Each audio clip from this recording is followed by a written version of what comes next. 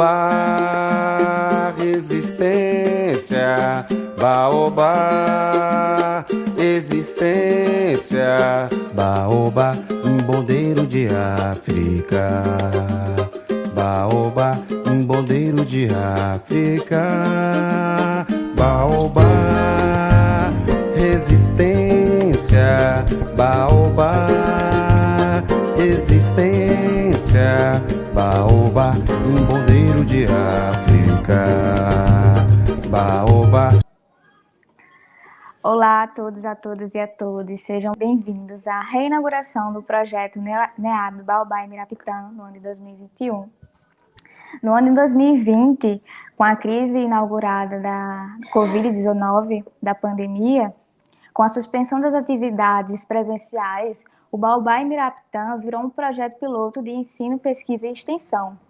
E durante o período suplementar da Universidade Federal da Paraíba, a realização das atividades do Baobá se deu através do edital ProBex Fluex 2020, com a realização de 6 bate-papos virtuais com transmissão ao vivo pelo YouTube, que vocês podem conferir, que vale muito a pena, e que foi transmitido aqui pelo canal Baobá em Mirapitã, com quase 1000 visualizações e com a participação de 24 convidados internos e externos ao UFPB, entre docentes, discentes, lideranças de movimentos sociais e entre outros.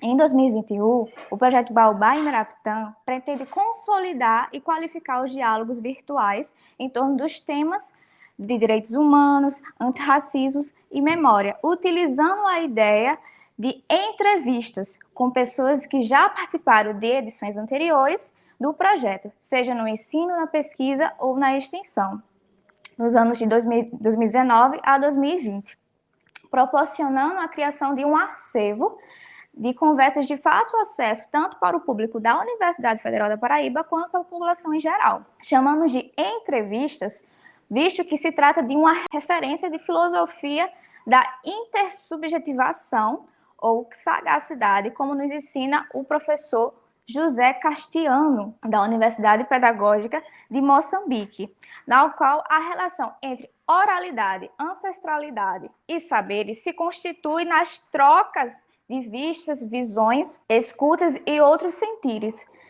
Para nós, essa questão no Brasil está ligada à proposta contracolonial de Antônio Bispo e nos ajuda a repensar os direitos humanos a partir das lutas nos territórios brasileiros, no qual o Baobá e a Mirapitã representam a ligação entre nossas raízes e conexão com a pluriversidade e interculturalidade. As provocações têm enquanto referência o programa Provocações da TV Cultura, que foi transmitido entre os anos de 2000 e 2015, e apresentado pelo ator e diretor bastante consagrado Antônio Bujara, com o intuito justamente de consolidar esses diálogos aqui proporcionados. O projeto prevê, ainda esse ano, a realização de mais 7 entrevistas aqui no canal Baobá em Mirapitã no YouTube e mais 4 entrevistas no Instagram de forma síncrona. Cabe ressaltar que as entrevistas para o YouTube serão publicadas no canal aqui, com o devido registro da seção dos direitos de imagem para fins educacionais e não comerciais, certo? A convidada de hoje é Givânia Maria, mulher quilombola da Conceição das Crioulas de Salgueiro, Pernambuco, educadora quilombola, membro e fundadora da CONAC, graduada em letras, especialista em programação de ensino e desenvolvimento local sustentável, além de mestre em políticas públicas e gestão da educação pela Universidade de Brasília e doutoranda no curso de Sociologia, também pela UNB. Inclusive, é uma das autoras do livro Mulheres Quilombolas, Territórios de Resistências Negras Femininas, além de participar da nossa primeira live no ano de 2020, denominada de Provocações, Memórias, Histórias e Prosas de um Sábado, que também está aqui disponível no YouTube, caso queiram conferir depois. Também contamos com a presença do professor Eduardo Fernandes, mestre em Direitos Humanos, e também do professor Hugo Bellamino. Também com os discentes e extensionistas, eu, Karina Rios, Victor Martins, Vitória Evelyn, Matheus Donato, e Tamara Ferreira, todos vinculados ao Departamento de Ciências Jurídicas da UFPB, que é um curso de direito referência em direitos humanos em âmbito nacional, com docentes colaborando em diversas pós-graduações dentro e fora da UFPB. As perguntas aqui elaboradas foram elaboradas durante o processo de formação interna do projeto, que ocorreu entre os meses de maio e junho. E é com imenso prazer que dou início a essa entrevista, que é um projeto que eu amo, adoro e que é um prazer imenso estar aqui mais um ano presente no ano de hoje. E passo a palavra agora para Vitória. Olá a todos. Olá, Giovânia. Então, antes da minha pergunta, né, permitam-me agradecer pela sua presença e, com certeza, sua contribuição. Então, vamos lá. Durante os governos do PT, principalmente nos governos Lula, houve um avanço significativo onde foram adotadas políticas públicas para combater e diminuir as desigualdades historicamente acumuladas. No entanto, após o golpe contra Dilma Rousseff e a eleição, né, do pandemônio, como assim você chama, né, Jair Bolsonaro, em 2018, temos visto um retrocesso de direitos, né, entre eles os direitos quilombolas, sobretudo com a nomeação de Sérgio Camargo para a presidência da Fundação Palmares, que, mesmo sendo negro, expressa seu ódio à sua própria raça, argumentando que não existe racismo no Brasil, chama o movimento negro de escória maldita, critica religiões de matriz africana e, além de excluir 27 nomes da lista de personalidades negras homenageadas pela Fundação Palmares. E um desses nomes foi o da nossa entrevistada, né, que foi excluído. Então, nesse sentido, como você enxerga a atuação da Fundação nos 2 últimos anos e o que espera das eleições de 2022, especialmente no que diz respeito ao movimento negro e às comunidades quilombolas? Muito obrigada a vocês, é um prazer novamente me encontrar com vocês, com esse projeto, que, como disse a Karine, eu também gosto muito da ideia desse projeto. Me lembro de 2020, Papas numa tarde de sábado, a gente ficou contando histórias de livro. Naquele momento eu estava muito imersa nas leituras de Bell Hooks. Estava lendo muito a Bell Hooks, porque eu estava querendo entender melhor essa ideia, por onde ela caminha nas suas reflexões. Estava lendo também o Movimento Negro Educador. Enfim, agradecer a vocês pelo convite, para trocar ideias aqui. Eu queria falar um pouco sobre a pergunta, o contexto da pergunta. Primeiro, é concordar com você que as políticas de promoção da igualdade racial, enquanto políticas públicas, elas só se tornaram reais a partir de 2003 para cá, mesmo que sempre muito abaixo da expectativa da população negra e também das demandas já apresentadas pelo movimento negro. Eu costumo fazer um paralelo entre o que se fez de 2003 a 2015, dizendo o seguinte: todo aumento salarial, numa base salarial muito ruim, o aumento pode ser bom, mas o salário não vai ficar bom. Então, eu uso essa metáfora para dizer que, mesmo que as políticas foram feitas, foram importantes, mas o estrago de mais de 500 anos era tão grande que 10 anos, 12 anos foram insuficientes para a gente mudar de forma mais radical a situação da população negra no Brasil. É verdade que mudanças importantes aconteceram, as cotas, por exemplo, nas universidades, no serviço público, a estruturação da política de regularização fundiária, inclusive pautas que nunca haviam sido discutidas, foram discutidas, mas ainda foram insuficientes.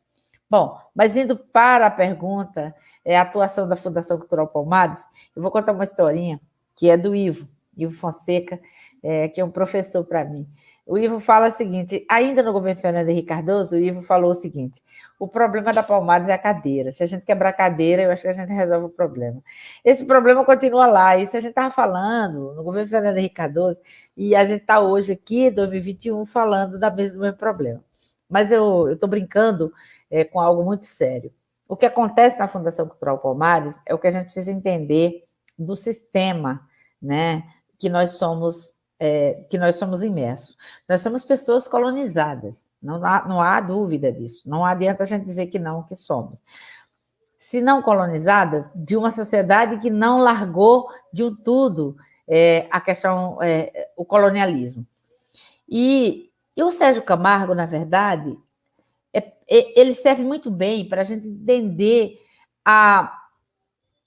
como o racismo se estrutura. O racismo enquanto cultura, ele não é apenas imprimido ou impresso, como a gente acho que impresso é a palavra mais adequada, pelas pessoas brancas. Ele é também pelas pessoas negras, porque as pessoas negras também são socializadas no mesmo lugar, na mesma sociedade, tendo sempre o branco, o privilégio branco como algo importante, ensinado a desvalorizar a população negra. Então, isso para Sérgio, que pese ele ser filho do militante, do escritor de literatura infantil africana e afro-brasileira, ele não leu o que o pai dele escreveu, mas ele leu o que a academia pediu que ele lesse, que era o pensamento branco, a ponto de conseguir enxergar, ter essa veia tão forte da branquitude, né? Ali é o que a gente pode dizer explicitamente a prática da branquitude, né, no homem negro, é o Sérgio Camargo. E isso tem a ver com o racismo, como ele constrói, como ele se estrutura, como ele orienta o sistema de educação, porque a gente é sempre tirado desse lugar da importância de ser negro. Então, todos aqueles que, de alguma forma, mais frágeis, não conseguem ver que essa é uma possibilidade destruidora de si e das suas origens, atua como o Sérgio Camargo atua. Então, a Fundação Cultural Palmares, ela é um órgão que surge a partir do pleito do movimento negro, né?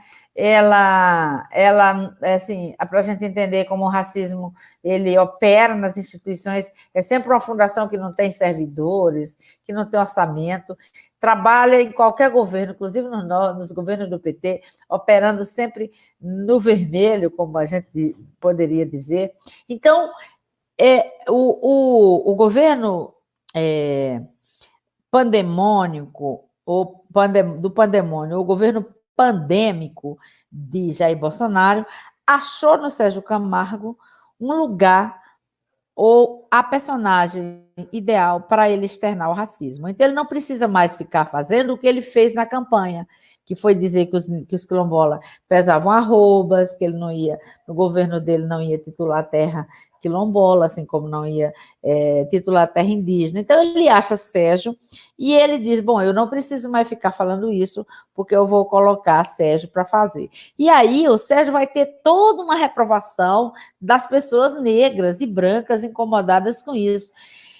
Vitória, eu deixei de ter raiva do Sérgio. Eu quero ter raiva de um sistema, entendeu? Eu quero compreender como é que um sistema produz uma pessoa como o Sérgio. É de uma crueldade, é de uma desumanização. Você não pode dar para ele esse peso dele ser esse homem, não. Você tem que dar para um sistema que toda vez que um menino negro chega na escola, só fala da condição do negro como inferior, como inferiorizado, como escravo e não como escravizado.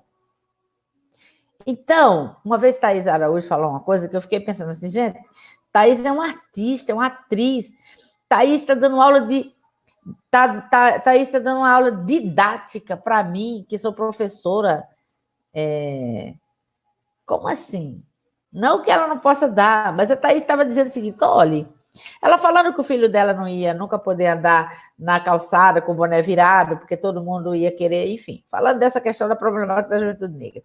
E ela disse assim, mas a escola também não ajuda. Olha, se a escola chegasse, meu filho chegasse na escola, e na frente dos brancos, e todos, a escola falasse, a professora falasse assim, olha, fulaninha, falou o nome do filho, você é de um descendente de um povo que, embora tenha sido escravizado, mas é um povo que resistiu e hoje são 54% da população. Na época era 54%. Mas como é que a escola chega? Ai, fulano, você é descendente de negro, eles foram escravizados, eles sofreram muito, até resistiram, mas morreram muito. Aí não termina a frase, para dizer que a gente lutou, resistiu e somos 56% da população hoje. Então, seja produto desse sistema, eu não posso dar a ele essa carga que ele não merece, ele não tem essa importância toda para receber esse peso. Agora, o sistema racista brasileiro, aí sim, merece tudo isso. Quanto a ele ter tirado meu nome, eu na hora eu ri, porque eu vou muito com o Antônio Bispo, que vocês já falaram nele aqui, né? Mesmo que queimem os símbolos, não queimarão a ancestralidade. Então, ele não vai me tirar dali, não vai aumentar nem diminuir. Eu vou continuar sendo Givane Maria da Silva, de Conceição das Crioulas, e vou continuar disputando esse pensamento para que a gente não tenha mais outros Sérgios, entende? Para que a gente cada vez mais tenha menos Sérgios, a gente tenha mais Abdias, entendeu? A gente tenha mais outros Antônio Bispo, que a gente tenha mais outros tantos homens e mulheres negras capazes de se orgulhar da condição de ser negro. Mas isso a gente tem que mudar também a estrutura da nossa sociedade, sobretudo da educação. Ótimo, Giovana, agradeço por demais. Agora eu passo a palavra para Matheus. Boa tarde, Vânia. Boa tarde, Matheus. Então, eu queria falar sobre o modo como, diante de uma realidade que evidencia o racismo estrutural cotidianamente e o retrata de forma nítida, que a gente pode tirar em quase todos os dados, especialmente para evidenciar e reiterar essa disparidade que acaba existindo entre indivíduos brancos e não brancos no Brasil, que podem ser retratados desde o acesso até a qualidade da aprendizagem que lhes é disposta, e dentre muitas coisas, como a mídia ou as oportunidades de mercado. Esses e muitos outros instrumentos normativos são característicos da dominação racial e acabam implicando limites e delimitando condutas normativas que devem ser aplicadas a esses indivíduos. E também tem a questão de que tudo isso é muito acentuado nas mulheres. Eu quero dizer que até as pessoas que não são brancas, as pessoas não brancas, quando elas alcançam relevância, a elas é aplicado um certo limite. Por exemplo, artistas são ditos até onde eles podem falar, sobre o que eles podem falar.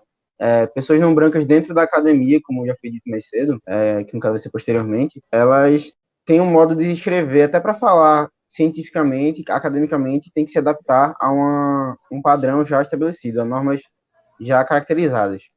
E aí eu queria saber de ti, como é que se pode combater essas raízes coloniais, num aspecto tanto individual quanto coletivo, e como uma pessoa branca que quer entrar nessa luta para ajudar, para contribuir, pode se portar nessas situações. Muito obrigado, Matheus, pela sua pergunta.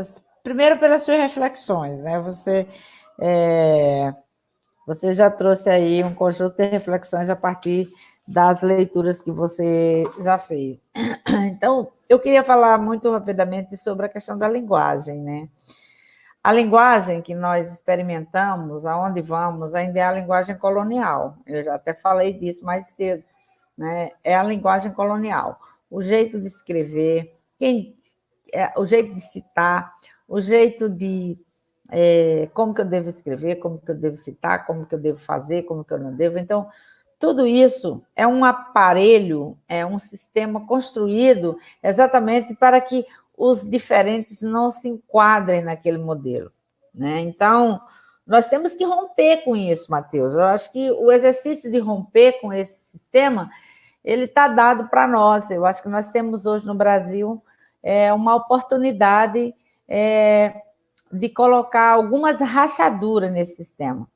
Se a gente entrar para a universidade, para não sermos apenas filhos de trabalhadores, pessoas negras, periféricas, para a gente ser mais do que isso. A gente se propor a ser mais do que isso. Aí você pode dizer, tá, Giovana, mas o racismo não vai deixar. Mas o racismo não vai deixar nada. Ele nunca deixa nada. Nós é que lutamos contra ele cotidianamente. Então, essa é uma questão. Então, a linguagem, ela pode ser uma linguagem... Esse exemplo que eu dei mais cedo, que a Thaís brincou com a didática, né? É um exemplo importante para a gente pensar a forma como você coloca a questão. Todas as duas falas, elas estão falando do sistema escravista, mas uma está dizendo, eles foram escravizados, né? Eles foram escravos, e os quilombos foram formados por negros fugidos. É verdade, mas não só foi por isso. Os quilombos são construções autônomas, entendeu? E a fuga é uma estratégia. As palavras, Matheus, nós temos que reler várias palavras, ressignificá-las muito mais. Fuga, por exemplo. Eu vou te dizer o seguinte: se João Alberto, aquele homem negro que foi morto por aquele segurança branco no supermercado em Porto Alegre, se João Alberto tivesse conseguido fugir, ele estaria vivo. Então, a fuga não pode ser... O colonizador botou a fuga como um mal, e nós temos que pensar a fuga como uma estratégia de resistência. Né? Então, é isso, a linguagem ela é feita, é a linguagem colonial. Agora, nós temos a oportunidade de construir. Vamos mudar num único dia? Não vamos. Nós vamos mudar nesses microsistemas e micro-revoluções que eu chamei aqui mais cedo. Né? Pequenas revoluções. Porque aquela que vai todo mundo para frente e faz uma foto e está tudo certo, ela não vai acontecer, pelo menos do meu ponto de vista. Né? Então, agora, em relação ao racismo, nós temos duas questões. As pessoas dizem para mim assim, Givana, mas eu não sou racista, não. Eu falei, mas qual a novidade disso? Tem alguma novidade em você não ser racista? Nenhuma novidade. Sabe por que é uma novidade? Porque a Constituição te proíbe de você ser racista. Se você é contrariando a legislação, mas o racismo é crime. Então, você praticando racismo, você se tornou um criminoso ou uma criminosa. Correto? Agora, qual é o exercício? É ser antirracista. Isso aí é que eu acho que é a tarefa de negros e brancos, é serem antirracistas. E o que é ser um antirracista? Né? Como? Giovana, mas eu não sei como fazer para ser antirracista. Não estou sabendo. Sou professor universitário, por lá eu tento, olho para todo lado, não sei como fazer uma ação antirracista. Não sabe, não? Pergunta para o Eduardo, pergunta para o Hugo. Eles vão saber.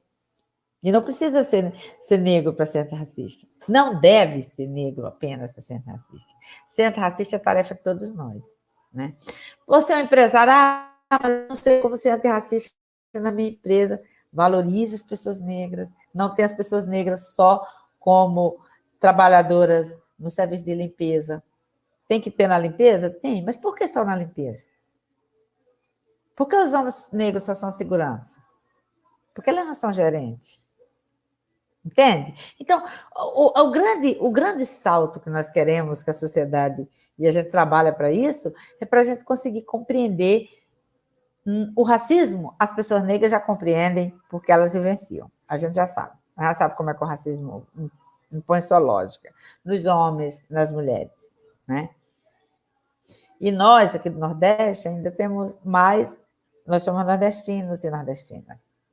Então, o Sul aqui, no globo, o Sul é o menos prestigiado na dimensão global. Mas aqui no Brasil, não. Aqui no Brasil é o Sul e o Sudeste. São os que pensam, são os que produzem, são os que falam, são os que escrevem. E nós somos os que têm fome. Né? E nós temos fome porque todo mundo tem fome para comer. Todo mundo precisa comer. Mas quem disse que nós temos essa fome que nos outros lugares não tem? Não tem. Então, tem um estereótipo aí já plantado e nós temos que desconstruir. Assim também, a linguagem do racismo, nós precisamos desconstruir a linguagem racista e produzir informações que levem e que convençam e que eduquem, que socializem as pessoas numa compreensão do antirracismo, que é combater o racismo não é tarefa dos negros, assim como combater o machismo não é tarefa das mulheres. Combater o racismo é tarefa de todos nós, homens e mulheres, brancos e pretos, de todas as classes sociais. Porque como mal social, ele precisa ser combatido por todos nós. Então, o machismo é assim também. E a outra questão, até voltando à questão anterior, é para a gente pensar que o racismo também, ele consegue ser tão forte que ele consegue fazer com que os próprios atingidos ou vítimas do racismo não reconheçam esse lugar. Então, é um sistema que nós temos que combater, que todos nós, mas nós só vamos combater com políticas públicas antirracistas e com ações antirracistas. Não podemos esperar só dos governos. Nós, aonde nós estamos, podemos fazer ações antirracistas.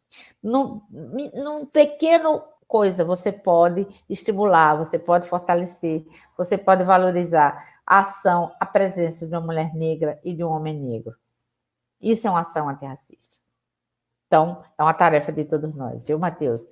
E que esse lugar que a gente está, que é a academia, sirva também para a gente compreender essas questões e trabalhar contra elas, e produzir informações contra elas. E aqui, por último, eu queria finalizar essa questão, Matheus, te dando um dado extremamente importante, que é para a gente pensar como é que o sistema de educação produz, né?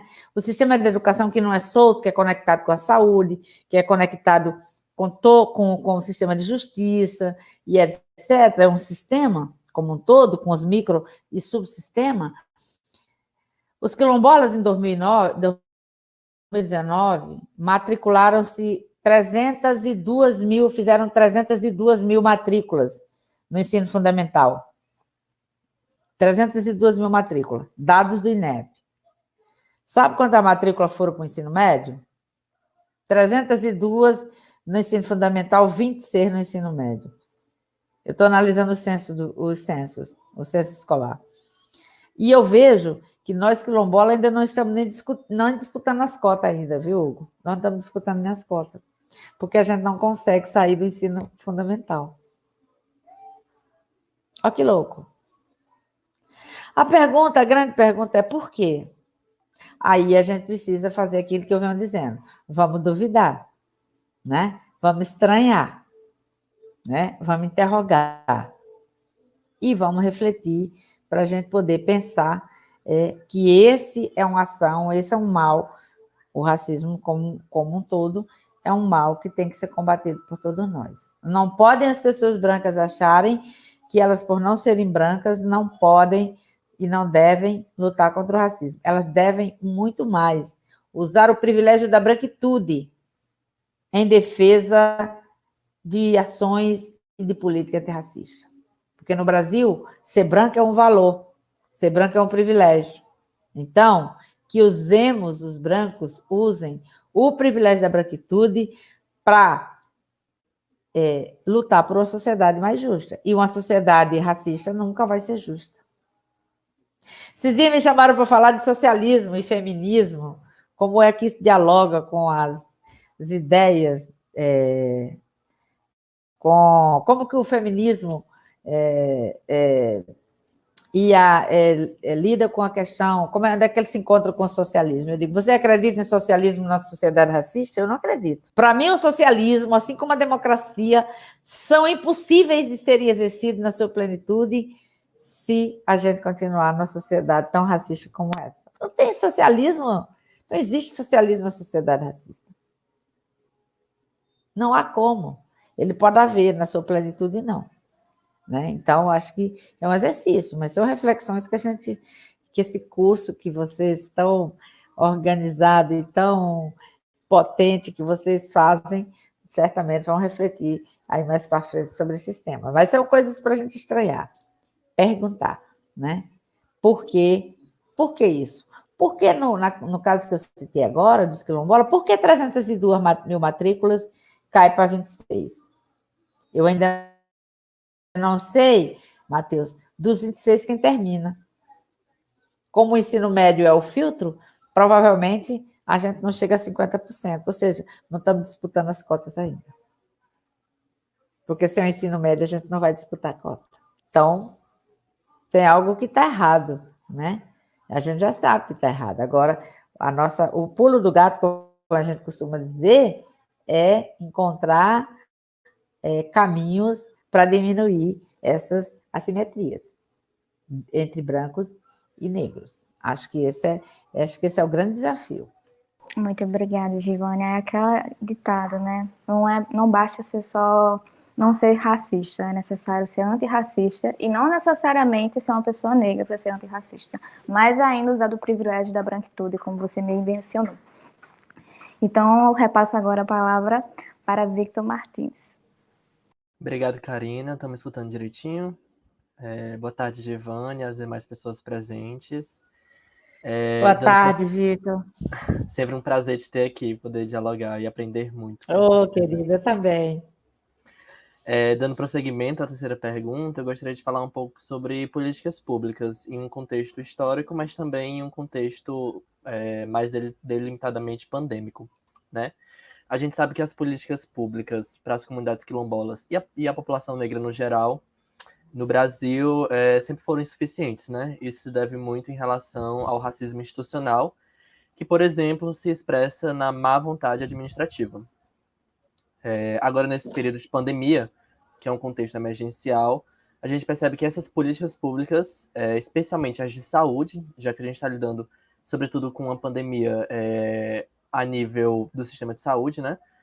Estão se tornando cada vez mais casos de vida ou morte. A gente percebe, por exemplo, uma faceta do racismo institucional quando o próprio Estado e o governo não conseguem trabalhar, por exemplo, em relação aos dados de contaminação, de mortes, de vacinação, voltadas, por exemplo, para as populações quilombolas. E aí, para isso, a gente teve que, por exemplo, ter uma atuação forte da CONAC, que inclusive você é membro e bastante atuante, uma das fundadoras, e também do ISA, né, o Instituto Socioambiental. Um outro exemplo foram os vetos presidenciais, né, do presidente da República, em relação ao projeto de lei número 1142 de 2020, que é uma lei federal, que estaria pensando, por exemplo, políticas de saúde para os povos tradicionais, indígenas, quilombolas, entre outros, né? Então, diante disso, quais são as estratégias que as comunidades quilombolas utilizam, tanto internamente na comunidade, quanto externamente, para contornar essa realidade de descaso, né? Como você mencionou, a vulnerabilização ela não pode ser naturalizada. É preciso também a gente ressaltar esses processos de reexistência, né? Por exemplo, seria mais efetivo pressionar o governo a todo custo, por exemplo, através do Supremo Tribunal Federal, no caso, né, da ADPF 742, que se tornou um marco nessa pandemia, por mobilizações quilombolas, ou seria interessante intensificar práticas tradicionais e solidárias de autossobrevivência dentro das próprias comunidades, né, dos quilombos. A exemplo da agroecologia, da medicina tradicional, ou como a gente chama dos fazeres, dos saberes, né, que estão presentes no cotidiano dos quilombos. Essa é a minha pergunta. Obrigado, Givânia. Vitor, queria te agradecer aí pela sua reflexão em relação a isso. Eu queria trazer algumas reflexões, tocar algumas ideias contigo. Primeiro, a pandemia, todas as vezes que as pessoas me perguntam o que é que a pandemia trouxe para os quilombos, eu fico tentando ser educada e responder de forma mais educada e às vezes não consigo encontrar as palavras. Porque, na verdade, a pandemia trouxe para os quilombos o que trouxe para o resto do mundo. Entendeu? A questão não é essa. A questão é como os quilombos estavam quando a pandemia chegou. Essa que é a questão. Então, nós estamos falando de uma estrutura de mais de 5 séculos. Nós estamos falando de um descaso de 5 séculos. Entendeu? Então, antes da pandemia, essas vulnerabilidades, esses descasos do Estado, eles eram muito foram superados sempre com os saberes, com as sabedorias populares e tradicionais. Acontece, Vitor, que a pandemia chegou de uma forma tão violenta e pegou sem ninguém ter conhecimento, que até isso ficou muito difícil. O grande desespero das pessoas por não poder sair, por não poder trabalhar, por não poder produzir. Quem produz não pode vender. Então, aí vem um benefício de apoio para as pessoas com determinado nível de renda. Aí você viu que empresário pegou, empresário, dono de carro, deputado, todos se cadastraram. Mas os necessitados efetivos, olha, Vitor, eu vou te fazer uma pergunta. Se você morasse num lugar que não tem energia, internet, você compraria um celular? Eu acho que não. E você ia fazer o quê com esse celular? Nada, né? Não tem energia, não tem internet, você está com o celular na mão, fazendo o quê, meu irmão? Né? Então, muitos dos nossos... E ele não tem ele não tem energia porque a pandemia chegou? Não. Ele não tem energia, não tem internet porque estruturalmente ele já não tinha. Então, não foi a pandemia que impediu. No acesso ao serviço de saúde, já não acessava antes, só que antes, com doenças já acostumadas, com doenças conhecidas. Então, eram muitas delas tratadas com esse conhecimento. Mas a pandemia, Vitor, ela chegou numa violência, do nível de violência tão grande, que todo mundo começou a ter medo. Então, assim, tem comunidades que têm feito muitas ações assim, de saúde, mas, assim, o grande... E nós temos na pandemia um agravante, além da violência da pandemia, essa maldade pandêmica do governo Jair Bolsonaro, que é usar a fragilidade das pessoas, usar a corrupção do seu governo, que é o governo mais corrupto que já se produziu, né? Inclusive, deixando muito evidenciado o papel corruptivo das Forças Armadas, né? Eu acho que quem está acompanhando aí a CPI está vendo, todo um sistema de onde se esperava uma retidão, é de onde a banda está podre. Então, e essa campanha infame desse pandemônio contra a ciência. Quando ele se posiciona contra a ciência, Vitor, ele está se posicionando contra todos nós que estudamos. Entendeu? Então, e eu duvido que ele queira que os filhos, que os netos deixem de estudar, né? Então, nós estamos com um problema muito grave.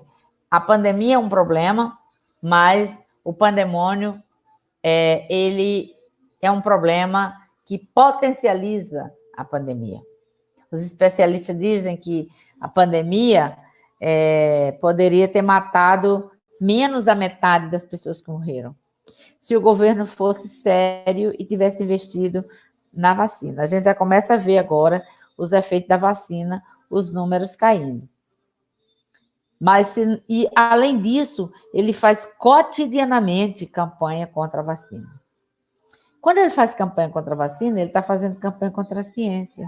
Ele está fazendo campanha contra as instituições públicas. Quem produz ciência são as universidades públicas, Vitor. Entende? Só que quando na campanha ele disse que ia nos perseguir, parece que a sociedade pensou, não, mas é com os quilombolas, é com os indígenas. Né? O importante é a gente tirar o PT. Tirando o PT, a gente resolve tudo. Isso era um discurso da elite. Eu trabalhava no INCRA em 2013, quando começaram aquelas mobilizações, 5 horas, meus colegas todos saíam, porque eles iam para a Revolução. E eu dizia, quando for a hora da Revolução, me chama. Eu não sei ir para nenhum lugar que não tenha lado. Eu sou uma pessoa que tem um lado, Vitor. Eu tenho um partido, tenho um lugar. Todo mundo sabe. Eu posso estar defendendo a posição mais equivocada, mas vocês logo vão saber. Não, mas é porque agora não tem sindicato, não tem partido. Eu digo, não presta para mim. Esse lugar não dá certo. E a gente viu que deu. Quando pensei que não, os grandes revolucionários estavam correndo atrás do boneco da Fiesp. Olha que desgraça. O que é revolucionário? Correr atrás do boneco da Fiesp? Como assim? Não, então não sou revolucionária, não quero ser. Se for para isso, eu não vou. Então, é isso. Agora, as comunidades, a CONAC tem feito um esforço gigante. Eu acho que a própria DPF é um exemplo. O sistema de monitoramento é outro exemplo, né? Que é criar um sistema de monitoramento para levantar dados sobre os quilombolas que estão contaminados, que estão em investigação e que morrem, porque de outro jeito a gente não saberia. Isso tem a ver com racismo.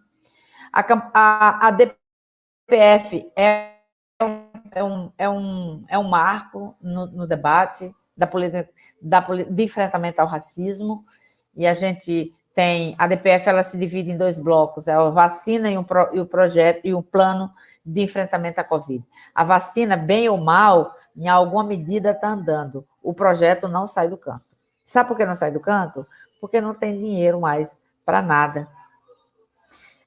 Quarta-feira, foi a última reunião, o cara da FUNASA, o servidor da FUNASA, foi apresentar a política de saneamento da Funasa. Quando chegou no final, mas nós não temos nem um centavo.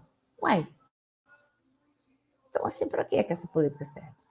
Então, assim, o que nós estamos vivendo, na verdade, nas políticas públicas, é uma desestruturação, um esgaçamento das estruturas públicas, aquelas, sobretudo, que produziam informações mais próximas do povo, porque não é interessante para esse governo que aí está. Então, eu digo que as comunidades, muitas delas têm feito coisas muito fortes assim, em relação, mas eu também digo que todas elas têm que ser vacinadas, entendeu? Então, a vacina ainda é uma medida, que as pessoas procurem, façam, tomem os cuidados tradicionais, mas tomem a vacina. Eu acho que é assim que a gente pode sair fora dessa pandemia. Não sei se com menos dano, porque os danos já estão feitos, né? Mas tentar sair.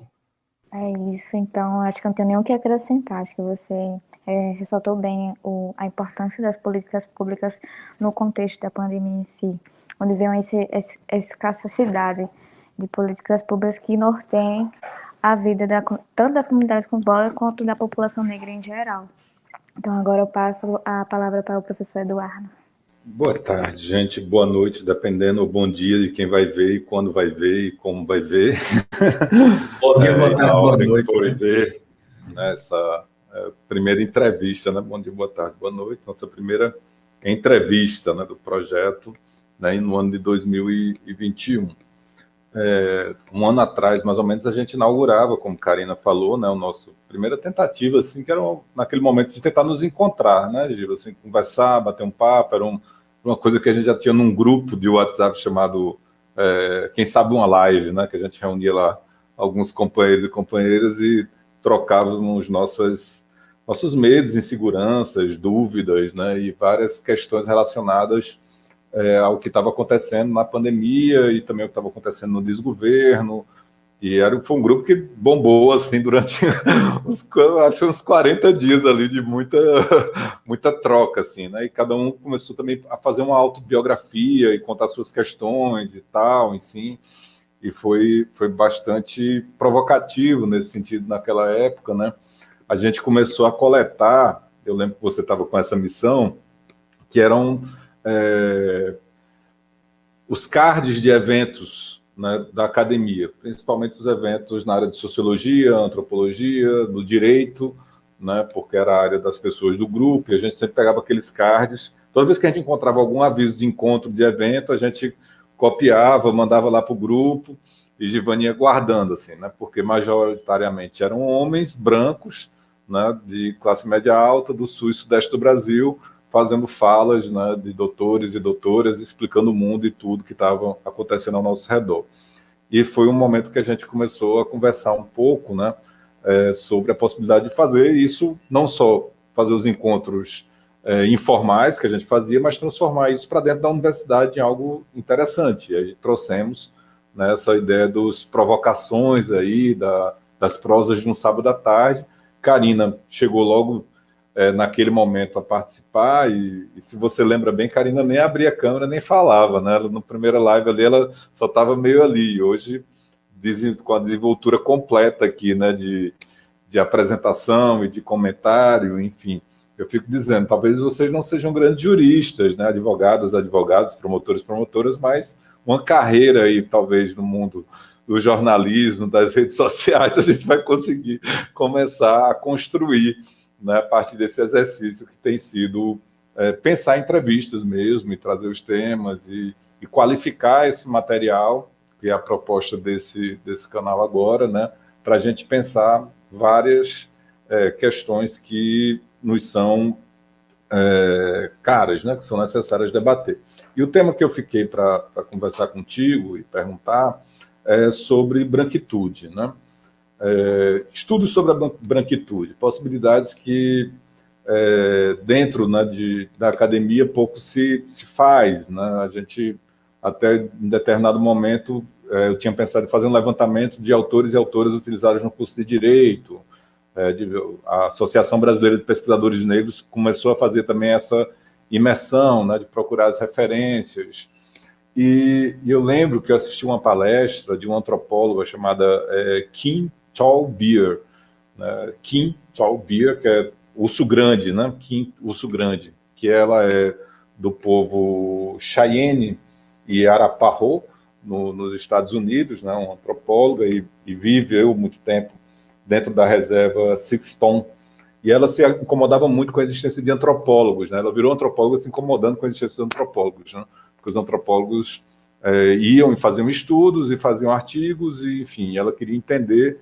Ela disse que quando terminou o PhD dela, ela queria entender por que os brancos fazem isso. Então, o objeto de estudo dela é o homem branco, a branquitude. Ela quer entender. E a minha provocação para ti seria isso. Assim, a gente ainda tem uma desigualdade tremenda, como já foi comentado aqui, os racismo institucional na universidade e tal, mas te preocupa o fato de que a academia ainda insiste nessa ideia de objeto de estudo, né? Quilombola, indígena, a mulher negra, a população LGBT, todo mundo é objeto, né, de estudo, e a branquitude não ser. Então, ela não se sente parte do problema, como você respondeu inicialmente lá também a Matheus, porque sequer ela é incomodada na sua branquitude, né? Ela pede desculpa, né, que hoje ficou normal também no Instagram, é pedir desculpa, é dizer que foi um momento de pequeno lapso, enfim, e é aceito. O homem, a mulher negra, ele não tem tempo para pedir desculpa, né? Porque ele já é violentamente cancelado, rechaçado, ele é retirado, ela é retirada dos espaços, né, sem sequer poder se posicionar a respeito das suas próprias dores, né?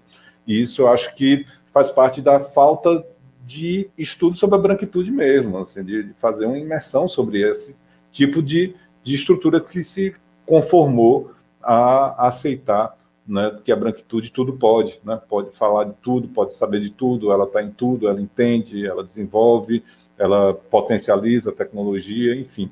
Queria que tu falasse um pouquinho sobre essa provocação aí de estudo sobre branquitude. Eu acho, Eduardo, interessante isso que você traz, porque, na verdade, a gente não tem tradição de estudar a branquitude, né? Porque a branquitude é como se fosse um valor intocável, né? Então, é um valor universal intocável. Então, o branco é branco em todo lugar. E eu tenho que ficar dizendo 1000 vezes que sou quilombola e as pessoas perguntando se sou. Para eu tomar a vacina, eu tomo depois, que o povo que está morando lá, embora minha mãe esteja lá, meus irmãos, eu tomo depois que todo mundo toma, porque, afinal de contas, parece que eu sou uma quilombola de segunda categoria, entendeu? Os indígenas, nem estando lá, assim, é complexo. São as armadilhas do racismo, na verdade, né? Desse Estado racista, né? Bom, na academia, Eduardo, não é só o racismo institucional, é o racismo epistêmico, né, que mata essas possibilidades de conhecimento para que o conhecimento branco, dominante masculino branco, ele se sobressaia. Quem é das ciências do direito, eu não sei, mas quem é da sociologia, por exemplo, não vai entrar na seleção do doutorado se não estudar Weber, se não estudar Marx.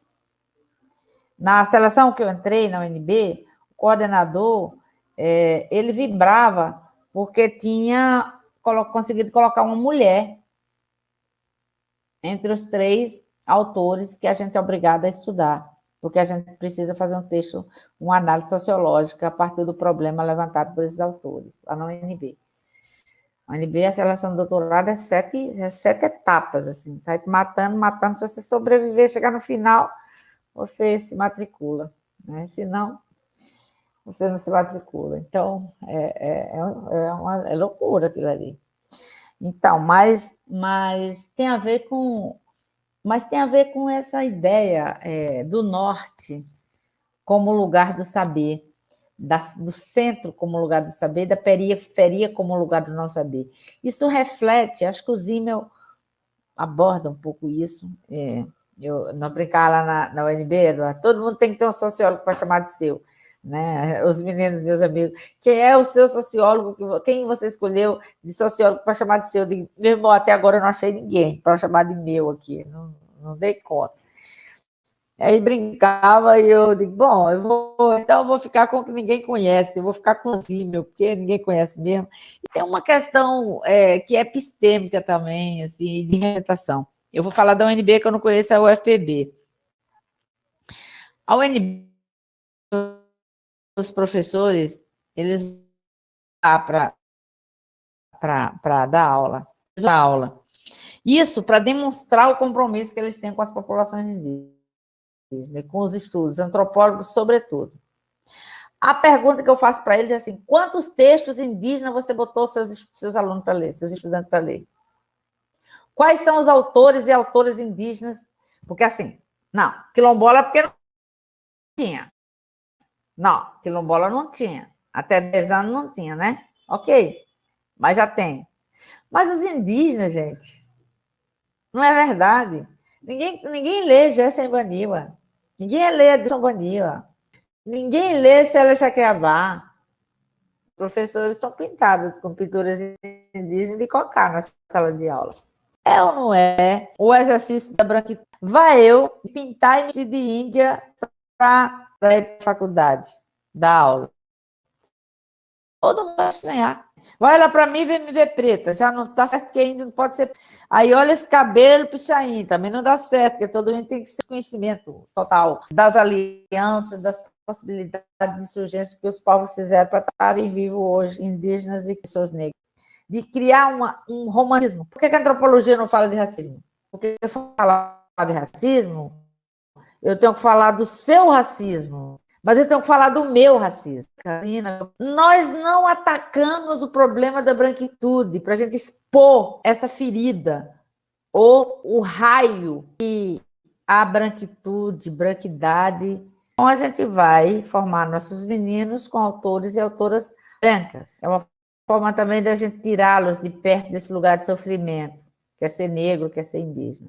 Ao contrário, nós deveríamos colocá-los positivissem dentro de serviço pertencendo a este grupo e poder... Eduardo conhece o caso aqui do nosso aqui, virou médico, bom, aí não tem mais conexão, entendeu? Vem assim um dia achando que está tudo errado, o mundo está errado, sabe? Estudante de cotas indígenas, na rua, achando que já era meta, para acabar mais tudo, ela consegue ser um valor, ela consegue ser um ser forjal e inquestionável. Ele agora, meu último skill é uma para os brancos que querem ver como eles vivem, o que eles escrevem, como é que eles escrevem aqueles textos tão desconectados do mundo, entendeu? Se a gente não fizer isso, a gente vai ter... E aí a gente é acusado de não ter gente preta para a gente ler as emendas. Não estou dizendo todo mundo, mas se você chega... Eu estou falando do lugar que eu conheço, mas que eu me assustava profundamente. Então, é uma folclorização da perspectiva indígena e sai de tangente, sai da ideia de raça e vai para a ideia de etnia, porque enquanto etnia eu não vou gerar debate. É etnia? Isso ninguém está dizendo. Mas a questão que a gente quer discutir é o racismo.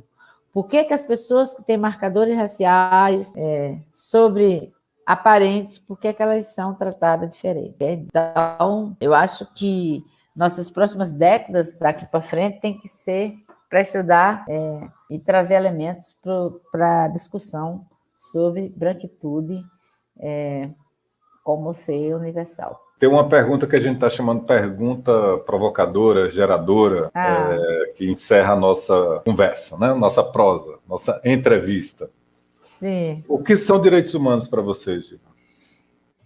Eduardo, um território em disputa. É isso. Por quê? Porque primeiro nós temos que tirar a desumanização que foi imposta a determinados grupos para que eles sejam vistos como possibilidade de alcançarem esse lugar. Eu tenho dito muito isso, assim. Para mim, um dos conceitos que mais nós precisamos disputar é os direitos humanos. Porque é um direito... Os direitos humanos ainda classifica quem são os humanos, entendeu, Eduardo? Os direitos humanos, assim como o direito civil, assim como o direito trabalhista, ele ele é seletivo. Ele é seletivo. E por que ele é seletivo, Eduardo? Porque a gente está vendo agora essa galera mais jovem, os advogados, defensor de direitos humanos, blá. Mas, gente, isso foi papo de branco a vida toda. Isso foi papo de branco. Entendeu? Olha, aí você trouxe um tema, você falou da história das lives. Então, os cards estão guardados, Eduardo, porque eu tenho que terminar essa tese. Mas eu vi a mesa com 7 pessoas, todas homens brancos, falando de direitos humanos. Olha, o que uma pessoa branca, classe média, entende ou vivencia enquanto violação dos seus direitos? Ele fala porque ele é humano universal. E os outros, nós, os outros, ainda estamos disputando, Eduardo, não é nem os direitos humanos que nós estamos disputando. Nós estamos disputando o conceito de ser humano para poder, então, ser abarcado pelos direitos humanos. Então, para mim, direitos humanos é um território em disputa. Do ponto de vista conceitual, eu acho que a gente precisa pensar, e do ponto de vista das ações de direitos humanos, das políticas ditas de direitos humanos, entendeu? É território para a gente disputar, faz parte dessa disputa que eu tenho convocado, aonde vou, tenho a oportunidade de ir, de falar, agora virtualmente a gente fala para mais lugares, aonde eu tenho tido a oportunidade de falar, eu tenho falado direitos humanos, um território em disputa. Vamos disputar o conceito de direitos humanos. Primeiro, tentando restituir a humanidade daqueles que foram desumanizados e desumanizadas, e por isso elas não merecem atenção dos direitos humanos. Por isso que eu acho que é um território em disputa. Não é algo dado, não está dado. O que está ali escrito não é para todos, porque nem todos são humanos. E como você não é humano, você não pode ser alcançado pelos direitos humanos. Se você não é humano, é. Porque tiraram a humanidade.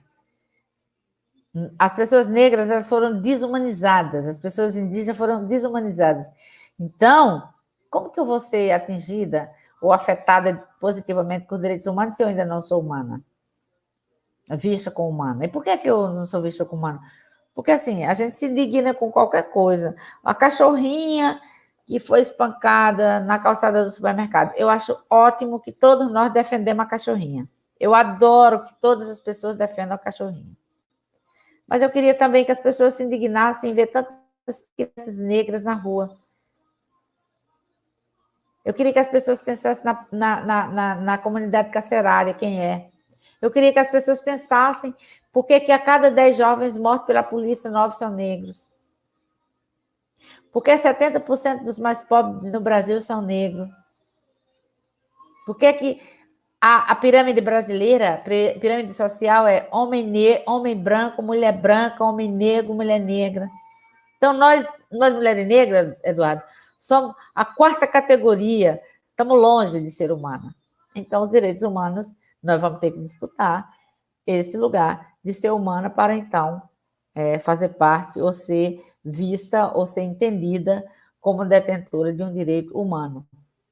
Tá? Por enquanto, a gente só tem muita luta para fazer. E acho que os que estamos fazendo. Mas ainda somos poucos. Por isso que esses meninos todos têm que virem conosco, Eduardo. Todos têm que virem conosco. Todos têm que entenderem que deles não depende só eles. Nós estamos num lugar que é público, que é a universidade. E nós temos que devolver em forma de conhecimento aquilo que a universidade nos dá. E devolver usando o seu lugar para apostar, para defender, defender uma sociedade mais justa. Giva. Oi. Mas o que são direitos humanos para você? Ô, Eduardo, eu ainda nem sou humana e você quer que eu responda? Isso é uma provocação que o Abu fazia, né? O Abu Janra fazia lá no programa dele, que ele perguntava o que é a vida. A pessoa respondia, quando a pessoa fazia todo esse percurso, né, para explicar o que era a vida, ele olhava assim e dizia de novo, mas o que é a vida? E a pessoa desarmava, igual você desarmou também, porque é isso, né? Está tudo dito, está também não dito, e a gente vai encaminhando aqui para o nosso final. Gostaria de agradecer demais a sua participação. O professor Hugo pediu aqui para registrar também que acompanhou toda a nossa entrevista aqui, mas precisou sair lá do circo, da escola onde ele estava, para voltar para casa. Deixou um forte abraço. Queria também que os estudantes deixassem aqui, né, as entrevistadoras, na realidade, deixassem aqui sua última fala para a gente encerrar. Então, eu vou começando, né, já que eu fui a primeira entrevistadora. Então, quero... o sentimento é de gratidão, né? Obrigada pelas suas imensas contribuições, né? Sei que foi um universo para mim que eu não era leiga no assunto, né? E não que eu ainda não seja, mas é uma nova descoberta e saber que existem outros caminhos, outros meios, né? E eu estou muito feliz, né? Eu me sinto uma posição muito grata, né? E é uma inspiração, né? Uma mulher brilhante, uma grande mulher. Muito obrigada, Giovanni. Obrigada. Eu vou tomar a palavra, vou agradecer também, porque é uma oportunidade incrível. Também estou iniciando esses estudos e foi muito bom ter tido logo de cara, assim, nas primeiras leituras. É um texto tão bom, com a linguagem tão acessível, acima de tudo, eu acho, e levantando questões muito importantes que fazem a gente refletir e cada vez mais querer se aprofundar no tema. Só tenho a agradecer mesmo pela oportunidade de já chegar podendo ter esse diálogo contigo, sabe? Vamos Foi muito interessante. Vamos continuar. Vamos continuar. E é isso, muito obrigado. Obrigada a você, Matheus. Acho que é Matheus, né? Matheus. Bom, depois de Matheus, eu também queria agradecer, Giovanni. Eu acho que na verdade, nem preciso agradecer. É muito evidente o como você colabora muito com as nossas trajetórias enquanto acadêmicos, mas também enquanto seres humanos, né? Eu acho que você mencionou na sua fala a importância, por exemplo, das pessoas brancas estarem trabalhando e atuando, né, pelo antirracismo, e eu também me sinto muito contemplado a partir dos meus caminhos com o Eduardo, com você, e principalmente por uma forma tão bonita que você, enquanto educadora, traz, né, essa mudança de civilização a partir da consciência. A gente bate no peito dizendo que tem Paulo Freire no Brasil, mas a gente tem que bater no peito dizendo que tem Givanna Maria. Oh, meu Deus! Enquanto educadora. Obrigada, Vitinho, obrigada. E talvez eu roube a ideia de Eduardo para o pós-doc dele de estudar o pensamento de Givanna. Talvez eu roube. Esse é o ladrão mais honesto que eu já vi. Ele avisa que vai roubar. Esse aí é ótimo, são os melhores.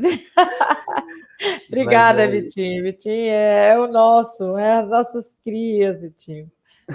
E vamos seguindo. Obrigada. E eu também, assim como todos os outros, agradeço por demais. Não essa entrevista, mas assim uma conversa, um diálogo muito enriquecedoras, tanto para profissionalmente quanto humanamente também. É o mais importante desses debates, diálogos tão urgentes na nossa realidade.